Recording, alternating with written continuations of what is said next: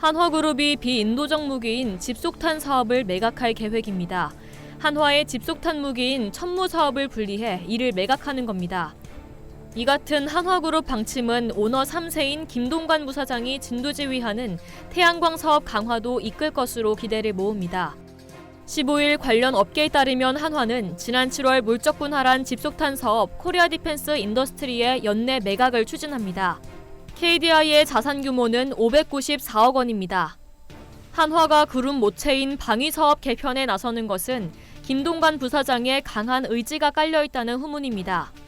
한화그룹의 차세대 주력인 태양광 사업을 해외에서 확장하려면 유럽에서 비인도적 무기로 분류하는 집속탄 사업의 정리가 필요하다는 보관입니다. 한화의 다연장 로켓 천무가 단적인 예입니다. 천무는 집속탄을 발사하는데 이 집속탄은 큰 포탄 안에 여러 발의 작은 포탄이 들어있는 무기입니다. 이를 통해 축구장 재개 넓이를 완전히 초토화시킬 수 있습니다.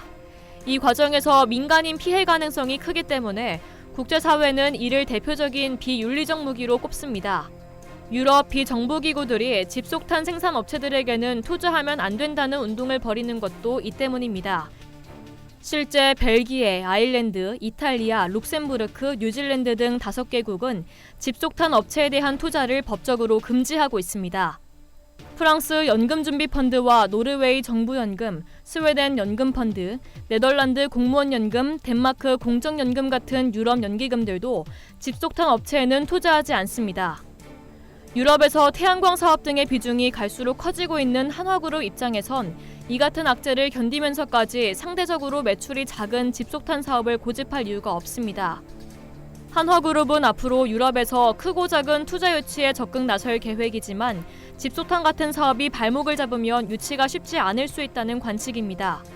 이에 따라 김동관 부사장이 관련 사업을 접는 용단을 내렸다는 후문입니다.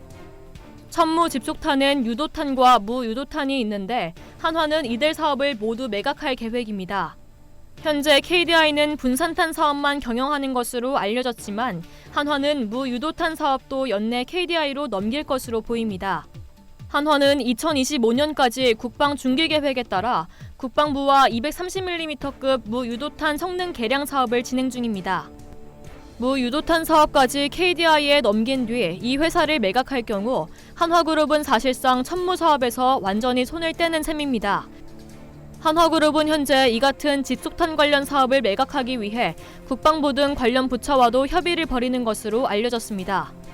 관련 업계에선 방위산업 특성상 탄약 사업을 하는 풍산이 KDI의 인수 협상자가 될 것이 유력하다고 봅니다.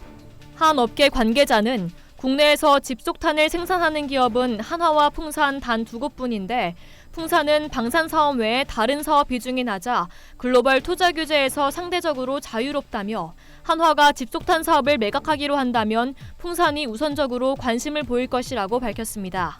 이상 K디펜스였습니다.